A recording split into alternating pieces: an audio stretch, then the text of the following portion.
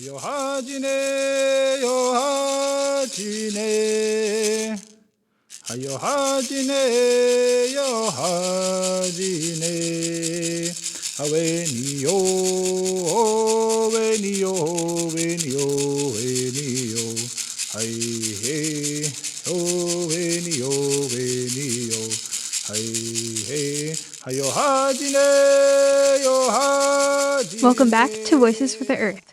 The guests for this episode are Christine Abrams and Grandell Logan, who are citizens of the Tonawanda Seneca Nation located in western New York in between Buffalo and Rochester.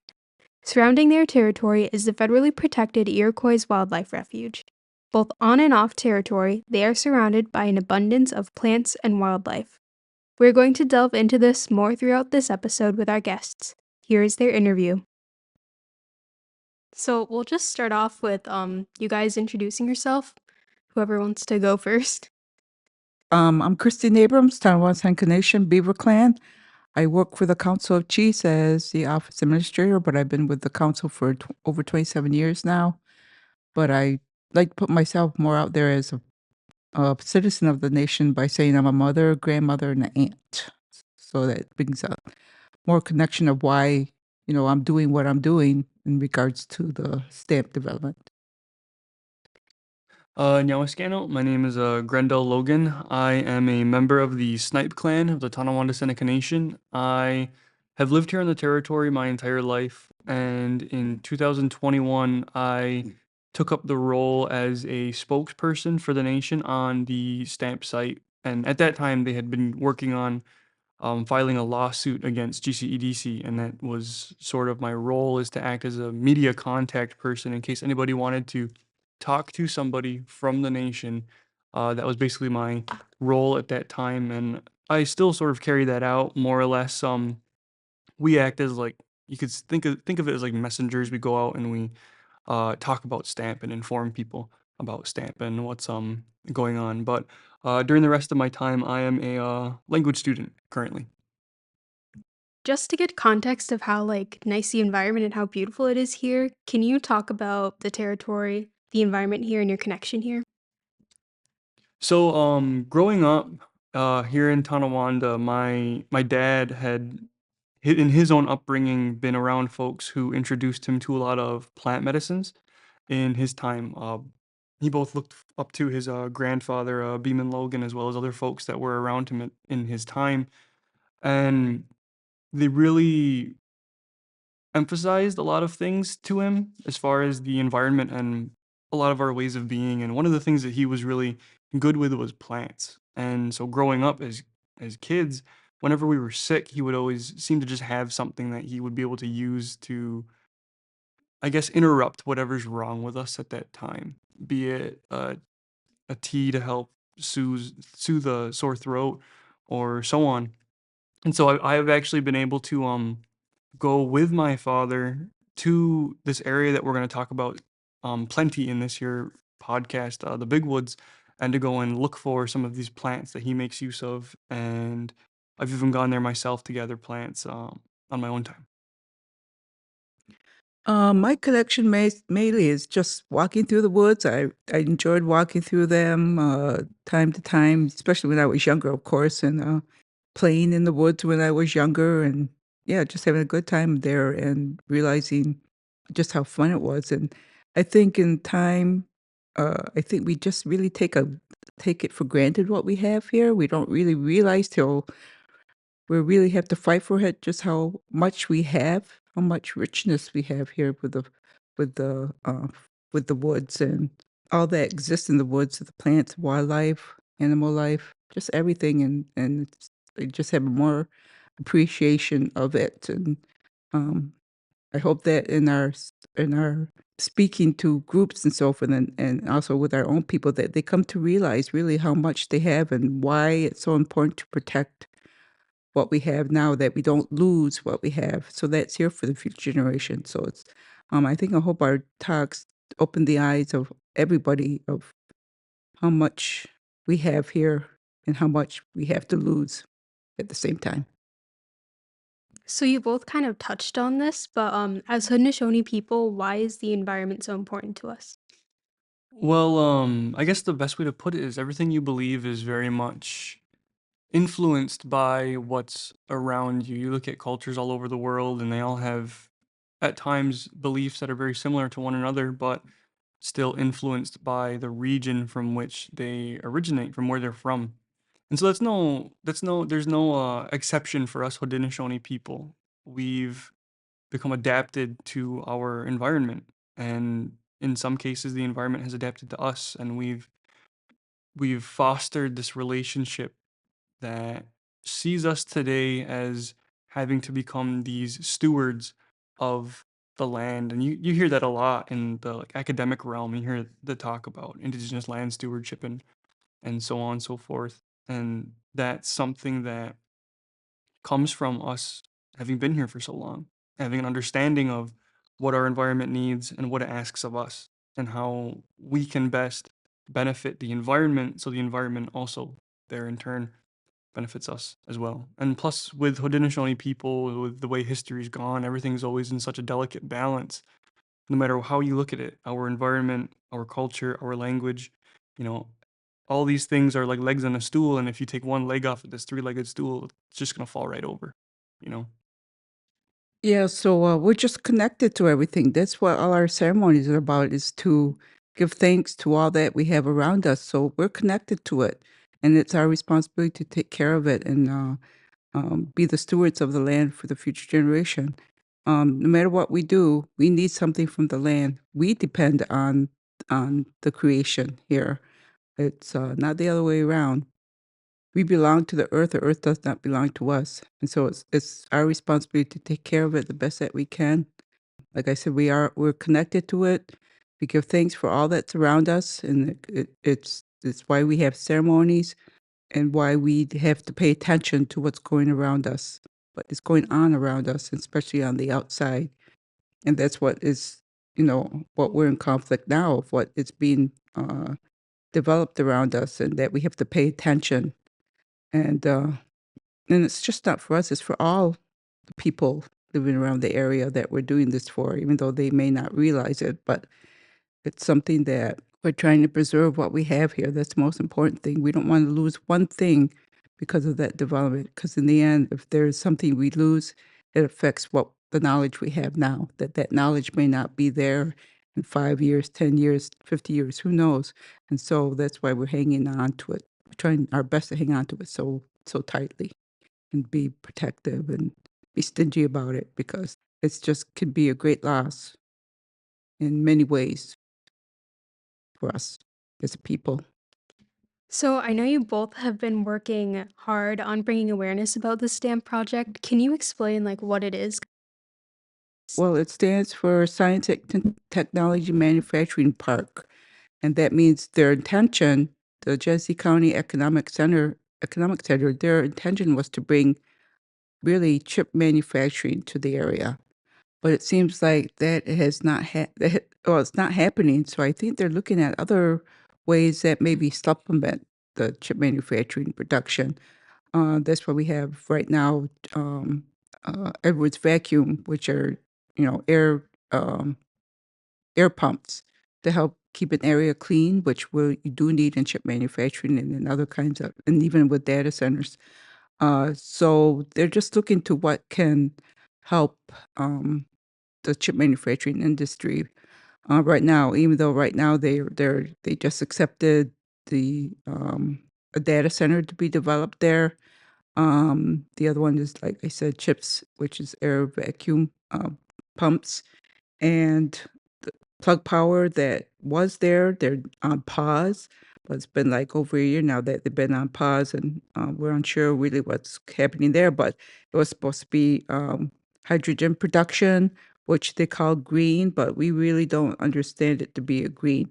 Um, in the beginning, all the while until this past summer, it was never mentioned that Stamp was going to be a green development area, but I think now they're trying to turn it into, they do now call it green, which we just don't understand how it can be green, because it's not going to be green except for in what the money it brings to them. That's about the only green that's going to be coming there.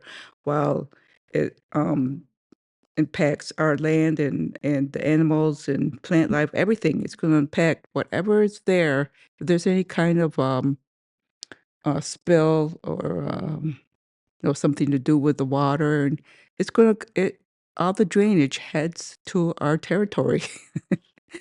So we're going to be definitely impacted if there's any kind of a disaster there or some emergency there. Um, it's going to be coming towards the territory, and what it will bring to us, we will not know. We may not know its impacts for years, and so that's why it's so important that we stop this development for the sake of our kids. This fight is all for our kids, our future generation. So we are thankful that there's only really one tenant right now working on the data center, but for having been proposed to us back in 2009, 2010, there's really just one tenant there that's not even functioning. They're not ready to function. I think their goal was to be up and running in 2025, but I don't think that's going to happen. The two developments there, Plug Power and Edwards Vacuum, were approved for funding. Edwards Vacuum got it via the Chip Manufacturing Act, the CHIPS Act, to get $18 million to help them, I believe, finish their construction. So I don't know if they've gone as far as they can right now. They need that money.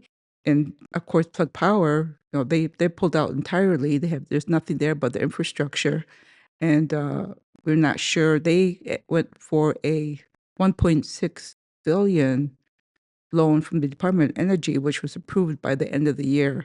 But it's unknown whether or not this present administration is going to honor that loan or for either company. In a sense, this administration may help us to delay development there. Kind of a silver lining there, but yet that's what has been our goal, is to do whatever we can to delay what they want to put there.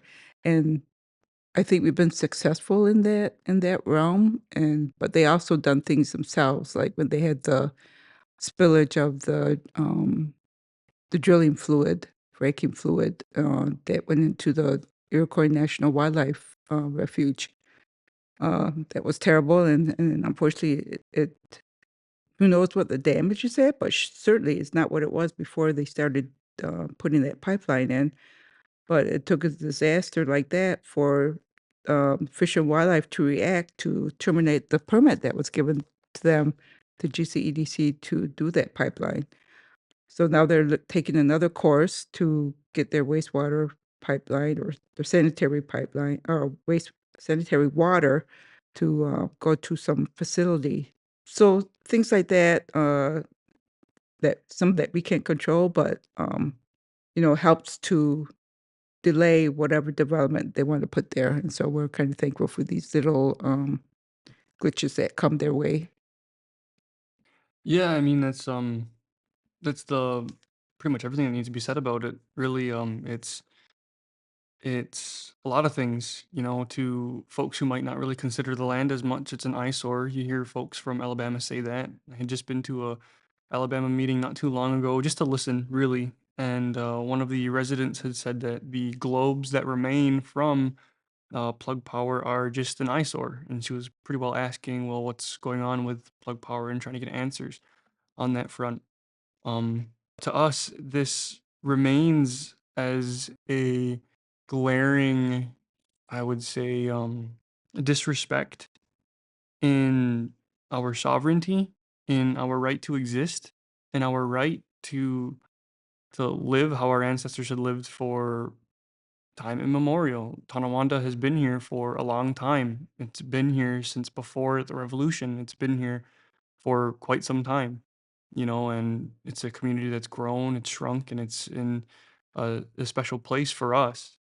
This community finds itself pretty well equidistant between Avon, or where Gonowangess sat, um, and Buffalo Creek, as well as Geneseo, three other Seneca towns at that time. And so Tonawanda is a very special place, not only in its location, but just for still existing in to this time. And with everything that had happened to all of our ancestors in this confederacy, everything that had happened to us as Tonawandas, it's seen as like another assault. It's the only way to put it. It's like it's another assault, and this time on our natural ways of being rather than just our culture, just our language, and just our people. Now it's like trying to take out one of those legs of that stool and hoping the rest of it falls. That's how it feels to a lot of the people here in Tonawanda.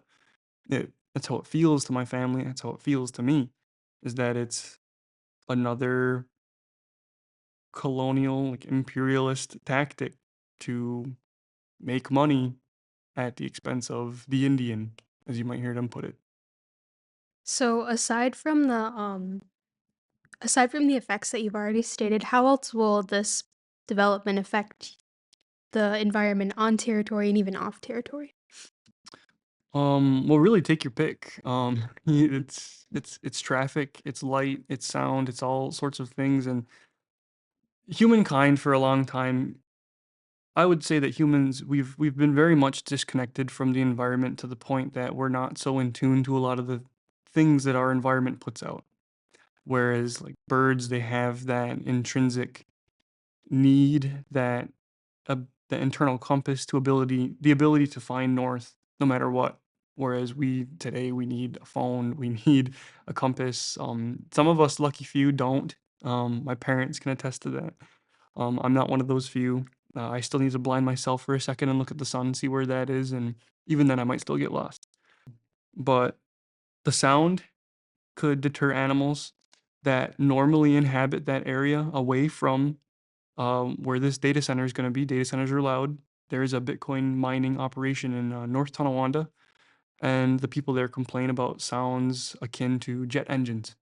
And I can only imagine the effect that that's going to have on the animals and the birds. And really, everything is so connected in the environment that even down to plants and how a lot of plants spread their seeds through the bodies of animals, through attaching themselves to deer, attaching themselves to these critters that run around on the ground, or through the digestive system of these birds. There's all sorts of ways that the environment works together to survive. And something as large as the stamp site, we fear, could impact any one of these systems that the environment had pretty well, made for itself. And so I know you talked about this a little bit, but where's this process at right now, currently? Right now, it's just the latest is just the approval by the just the Economic Development Center and the Stamp Committee to accept a data center. And yesterday, at their meeting, they accepted the purchasing agreement for stream data to buy the property and then begin the process of whatever comes next in the process. I'm not sure if it's more of the seeker process, but at least it gives the go ahead for them to start moving forward on what they want to bring there. But what we don't know about is that they buy the stream data is center of that's the full name. I'm not sure, but they're really this real estate company Mhm. that buys for companies of data centers. So we don't really know who's going to be the tenant there. They just Mhm. bought the land there. They went to among two other data centers to compete of who would be there, who would go there. And the stamp committee recommended stream data centers, and that's who GCEDC board accepted. So now we just gotta look to see what next steps are and whether or not we have the opportunity to comment to, of course, we already have done that, making comments to, uh, say why we don't want the data centers, send it to DEC and GCEDC. And plus they had the hearing for the 3 data centers, which many people attended and people from the community attended, but it just really fell on deaf ears. Um, they recommended. They know they wanted to choose somebody, so they were going to do it no matter what the comments were. And so that's what happened. So like I said, as far as for Edwards, we're not sure if they're done. They've gone as far as they can with the construction of the building, and whether or not they're holding on to waiting for any money from the CHIPS Act to help them move forward on, finishing the facility in order to start functioning sometime this year. That's all I know right now. I know if Grandell has more info on that. No, that pretty well covers it. Yeah, pretty much the strategy up to this point has been to get on record as much as the nation can, and wherever the nation can, because quite frankly, up to this point, it's been quite frustrating for them to not really get the proper, I suppose, importance put on consultation from the nation at this point. It's more or less just been treated as if it's like a box on a checklist, something that has to be done, but not truly considered. And it's an extremely frustrating issue because Tonawanda being a federally recognized nation for one, and this is going by their laws, Tonawanda being a federally recognized nation has a right to consultation when there's situations like this. And even on top of that, through the Canandaigua Treaty, there is the 1794 Canandaigua Treaty, there is a relationship of nation to nation conversation there that was established almost as soon as the United States of America was founded, not long after. And quite frankly, like with Tonawanda especially, this is where the chiefs are. And that agreement was between the United States and the chiefs. And the fact that that nation to nation relationship isn't honored or respected is quite frustrating. As Chris had said earlier, they came to our leadership here in 2009, 2010, and forming them at that point that they had been planning on putting this stamp site here, setting this land aside for the stamp site, what they want to do with it, and say that they did have other, options. And at the time, those chiefs, and this is from talking to one of those chiefs' daughters, one of their family members had said that their father came home and said, nothing's ever going to go there. It's all field. There's no reason for anything to go there. There's nothing there. And so they told them, well, look someplace else. Go look someplace else. And they said, well, we really want to choose this place. And they went ahead with it anyhow. So it was really quite frustrating. And it's also quite frustrating because, like I said, it is just a field. I was able to attend that vote yesterday. I just stood there in, I guess, silent contempt, silent contempt of the decision they were making. And right over my shoulder was a picture of the stamp site. And it was an older one before anything was put there, but it is quite literally just field. And it was on a wall as if it was some award-winning sports player. You would see it like a Hall of Fame at a high school. And they have all these different sites put up in their meeting room. And the stamp site was right behind me. I was looking at it and thinking, like, it makes no sense. At this point, it's just a taxpayer money dump at this point, and that's how we're trying to put that across to a lot of our neighbors, is for them to realize that they're paying for this, and it's just gathering dust, and trying to get them to open their eyes to that and see that it's not really benefiting them any more than it would benefit us once it's up. On a little bit more of a lighthearted note, my final question is, what message do you have for the youth today and the future generations? Well, mine is to appreciate what you have around you. Pay attention to what is around you, because we don't know how long it's going to be there. We don't know how much, how the impacts will be from any development there. I mean, hopefully, we are hoping that maybe there'd just be the two there if they ever get going, really. But we're hoping that they don't, that something along the way will come and prevent them, because it's been slow going so far. And I feel there has to be a reason for that. But if we have the data centers up, it's going to really impact immediately. Like Grandell mentioned about the woods, the animals in the woods. A lot of people go to the big woods for hunting, and that's where we have abundance in the population of deer, and what with the noise and the lights and all that they bring, the data centers, what they bring is not good. And so we fear that the deer population will either disappear or be very low. They would not want to go back there. I mean, hopefully, we hope they retreat maybe further down the big woods, because the big woods is not just that adjacent to the stamp center; it's throughout the territory. So, but it could also mean a loss that would make it hard to go hunting there. That our hunters here would not be able to get as much as they need for their families, because that's what a lot of the hunters do, is to help have the uh, deer meat for the winter to sustain their family. So, it can affect the need that they have to feed their families during the winter.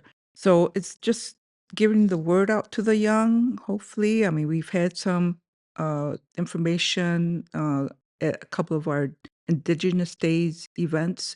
We always talk about stamp. Um, we're going to have a upcoming informational meeting for the community to update them on what we know of the stamp site at this time, and that hopefully I hope that the young people will come along and learn, because it's going to be them that's going to have to keep this fight going. Um, and so they need to be aware of what it is. They got to open their eyes, like I have done, because not paying attention, just like I said, taking for granted what we have here.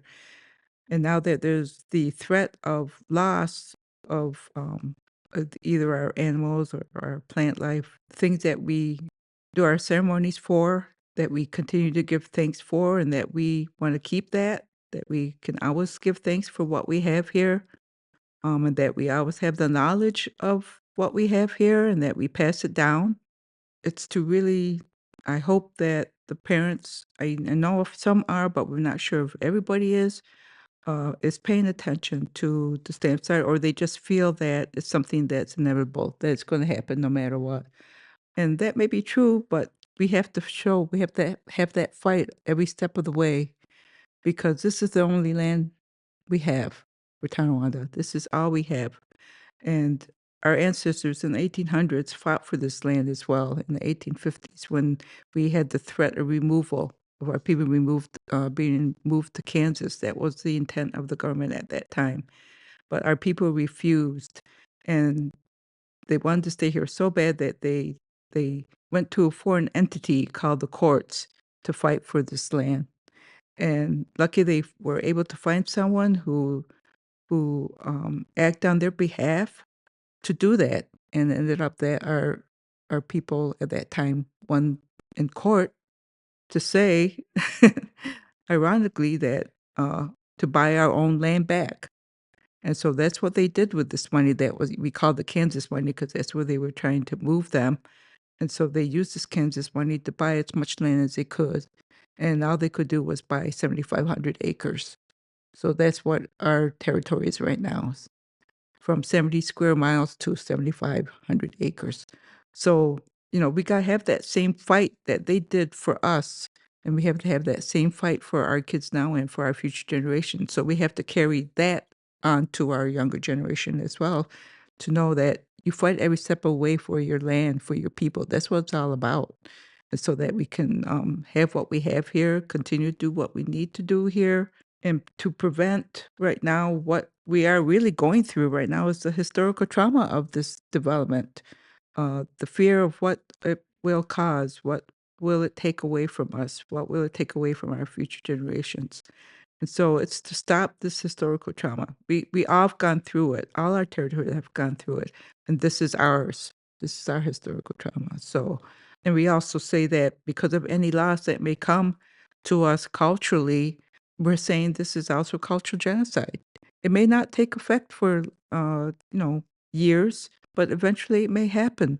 Like I said, where we lose one thing that we do have ceremonies for. What does that mean? What does that do to our ceremonies? And what does it do to the knowledge that we're supposed to carry on from what we know? I want to have the same knowledge we have now for our future generations, and 50 years, 100 years. And so that's my fear of what we may lose is not just the loss of the potential of loss of our plants and or animal life, but the loss of our knowledge. And that will affect what we do today, what the ceremonies we have to give thanks for what's around us. What does that mean for our future if something is missing? What does it mean in our ceremonies that we can no longer know the words for, no longer know what is our duty to take care of it? What is our duty to carry on how to carry on the ceremony or even the language? There's a lot of loss, that we are fearful of and that we need to look at and have people realize the potential of the loss that could happen here. And so that's why it's so important to continue to fight, and we have to fight every step of the way. But if a new development comes, we just go through the same thing, start all over. It's almost starting over because that's the process on the outside. It stays the same. So we have to do the same and reacting to it of doing comments and letters and meetings and so forth to make our voices be heard. That's what is why this is important in doing this type of media as well as the video and doing podcasts and just going out there to speaking engagements to put our word out there of how much we are fighting as a people to stay as a people and stay as a nation. I guess like to add to that, and to firstly say to any youth listening is that you got to realize that resistance and resilience is in your blood. There's a lot of people that you're descended from who struggled and fought for you to be here, who went and delegated with people speaking unknown tongues to them, who spoke languages they didn't understand, and found allies amongst them who would help them to deal with this next issue coming forward. And so to that, I just say resistance and resilience is who you are as Indigenous people. Resistance and resilience is who you are as Haudenosaunee people. And we're very lucky to still be Haudenosaunee up to this day. And I want to encourage all of you to learn about who you are, to learn your history, to learn the language of your ancestors, the language of your people today, to learn the crafts that they had seen were important to carry on into the future, to learn whatever you can about who you are, because all that's going to do is give you more power, and it's going to give you more confidence in yourself as an Indigenous person and a Haudenosaunee person. And it's going to make your stance in this world immovable. You will find so much strength and power with every step when you really take care of who you are as an Indigenous person. And there's nothing on this earth that can stop that can take that from you. That's your right. And to any Tonawanda youth who might be listening, the stamp site isn't a done deal. They can put whatever they want there, but we're going to resist, like Kristen just said, we're going to resist every single thing that they try to put there from today up until my last day. Hopefully we stop them before then, but we're steadfast. We're a strong people here in Tonawanda. As Chris was saying, for a time, our territory was gone. It was our women who got together and fought for this territory to be here and fought for us to continue having our chief system. And even that alone is something to be proud of, because there's only 3 territories, as far as I know, in the United States of America out of those 574 tribes that still have their original form of government, and just that: Tonawanda, Onondaga, and Tuscarora. And that's a very special thing to have, because what we have is from before contact, before these white brothers came here, before these other people from across the world came here. And it's a very special thing, and it's something that we need to keep going. It's something that we need to survive. We need it. It gives us strength. And on top of that too, I encourage you all to use your voice. You have a voice. The voice of our children is important. It's seen as powerful. And we have all these adults over at GCEDC trying to pull all the wool over our eyes, and well, if they can't pull the wool over anyone's eyes, it's the kids. Because I guarantee if you were to ask some kids about what they're trying to do over there, it's just not going to make sense to them. They're not going to understand it one bit. They're not going to think about jobs. They're not going to think about money. They're just going to think about the animals, the birds, the plants. A lot of these kids, they just think about a lot of the most basic things about our existence. And sometimes things are just so plain to them. And so I encourage you all to keep using your voice and to keep fighting. If you're tired, take a second, take a breather, take a week. There's a lot of us, whether it might not feel like it, there's a lot of us, take your time and get back into it. Everything that you do in today's world is an act of resistance and an act of resilience. Every stitch you sew and every bead you sew down, everything is an act of resilience. And you being here at all is special in today's world, because there was a lot of people before us who wanted us gone, but we're still here, and you got to remember that. So I think that's all I'd like to say about that. Is there anything anyone can do to help support you guys? Well, we do. We have a great group of allies, which was started by the consultant the nation hired, Sarah Howard. She went about to gather people with same interests. Of course, a lot of birders, a lot of environmentalists, a lot of people concerned with the waters. We have them. They have joined our fight and they support the nation, but they're not here just because of us, but because they also have the same concerns as we, is to protect the birds, to protect the deer, to protect the woods, protect the water in all its forms. So that is who mainly has been reaching out to us to hear about STAMP and how they can help. And many have come forward in our fight with the Take 182 permit, which had to do with the threatened endangered species of the northern harrier and the long-ear. No, what was it? The northern harrier and the short-eared owl. We had hearings at in Alabama at the fire hall, and many people showed up to protest against it about this Take 182 permit. The Take 182 permit gave GCEDC the permission to do what they had to do to develop that land, even though it may have taken habitat of these birds at the site. They were able to do that, and it's so hard to understand that they were deemed threatened and endangered. We just couldn't understand how they could continue that endangerment, that threatening, uh, you know, their existence, that they could still have this permit, have permission to continue to do harm to these birds and lessen their numbers. As far as we know, they had their habitat at the site, and now that it may be destroyed, where else are they to go? They're going to have to look elsewhere to find what they have, what they had there. And so that will take them away from the territory as well. So the allies showed up for that. We had the allies turn up for the data center hearings. Many showed up. They had 3 hours of it, an hour on each data center that was trying to competing to be accepted at the stamp site. And it wasn't just not people from the town of Alabama, but also people that enjoy using the National Refuge, enjoy going to the Tonawanda State Wildlife Management Area and the Oak Orchards State Management Area. It's people who enjoy going to the woods, who enjoy seeing the animals. It's these people that have come to our aid, people who care about of the environment in many aspects.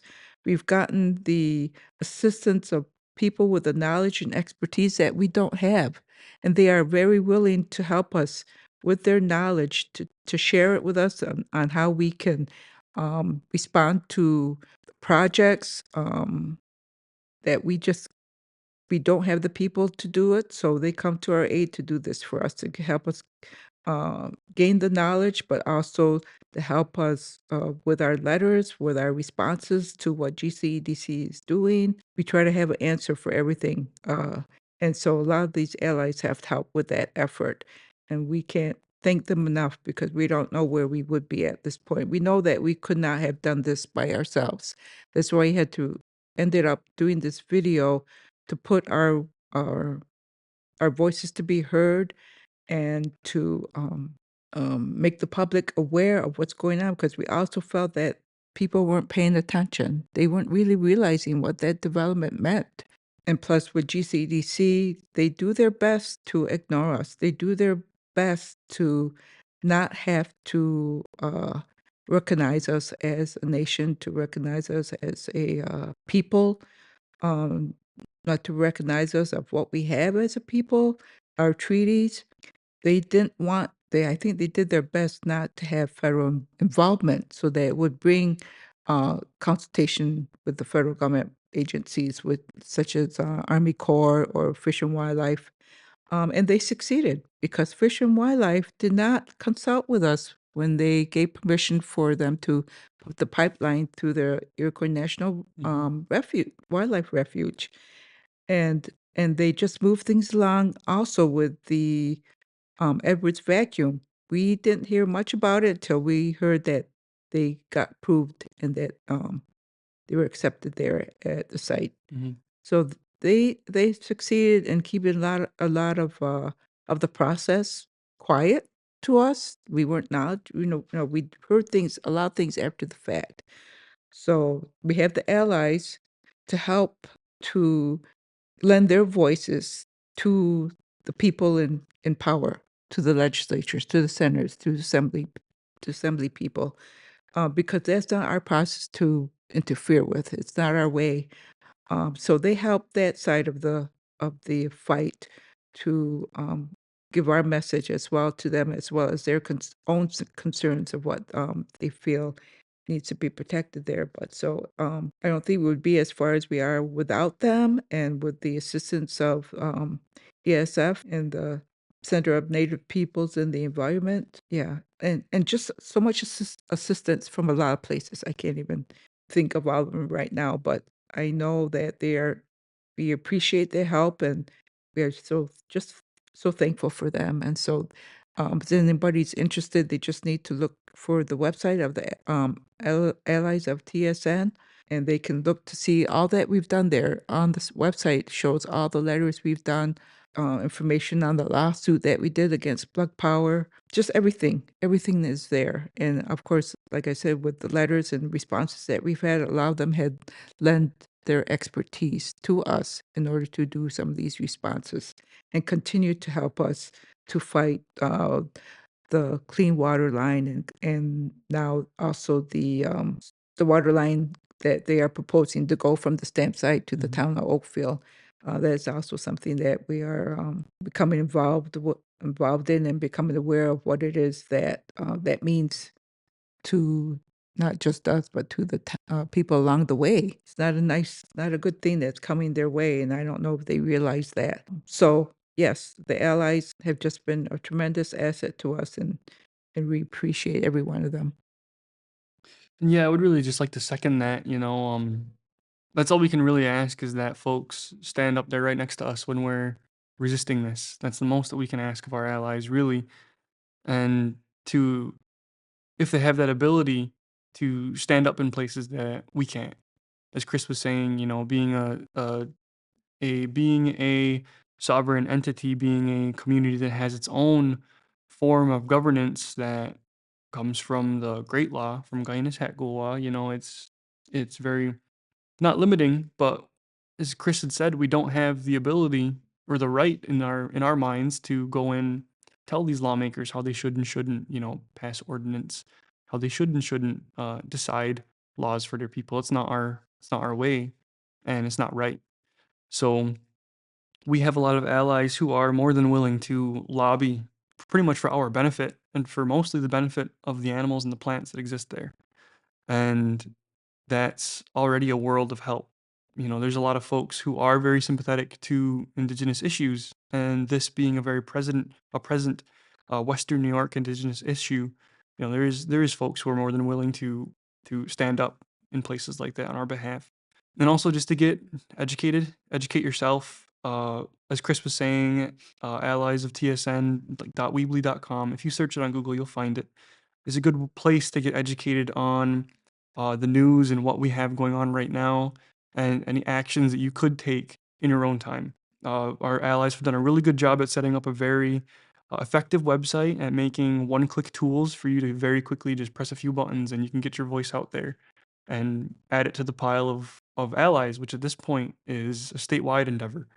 We have folks from all over more than willing to put their voices out on our behalf and for our benefit and for the benefit of those animals and plants. And if you know anybody who has any expertise that would be of use and of importance in any of these issues, then please pass along any of these messages and get them involved and get them educated on what's going on. That's really the most that we can ask, and that we're thankful to all allies, past, present, and future. Anybody who's more than willing to put themselves out there for this issue is greatly appreciated and is important and needed. So I just want to say Nyawa for allowing me to take time out of your busy day for me to interview. So I believe that's it. Yeah.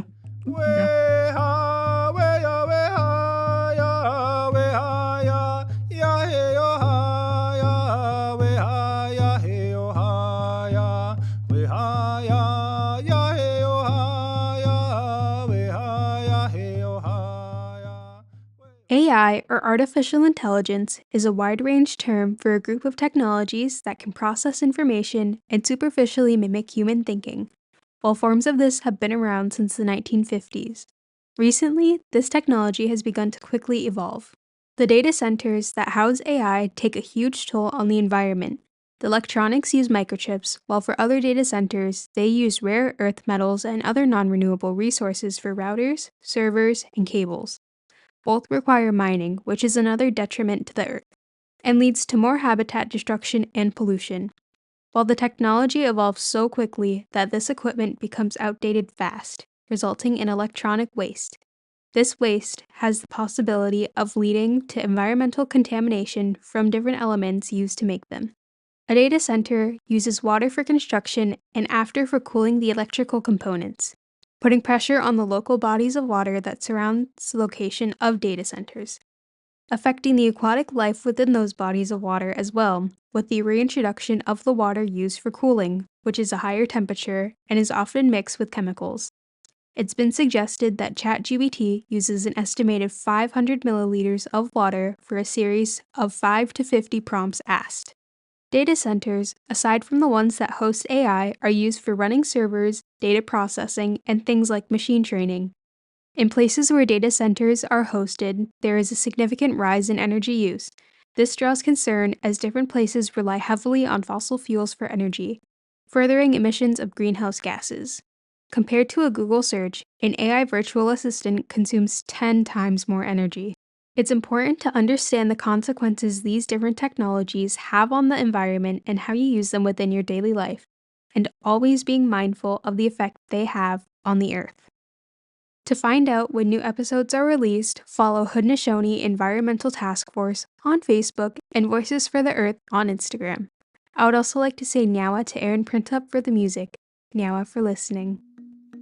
Kayowane, kayowane, kayowane, kayowane.